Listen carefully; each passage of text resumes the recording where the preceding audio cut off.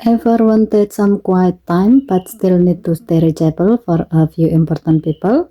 With Do Not Disturb on your Galaxy S25 Ultra, you can actually allow calls and messages from selected contacts only, so you won't miss what matters most while keeping everything else silent. To do so, go to Setting, swipe down from the top right corner of the screen to open up the Quick Settings panel, and then tap Settings icon, scroll down the screen, tap Notification, tap Do Not Disturb, tap Calls and Messages. Under Allow during Do Not Disturb section, tap Calls and Messages, then choose Allow only selected contacts.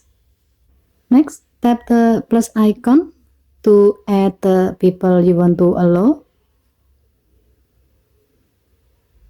Then tap Done. Under Also Allow section, tap Calls, then select None.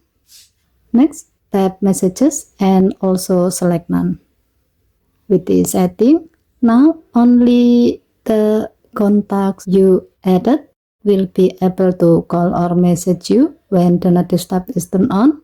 Everyone else will stay silent.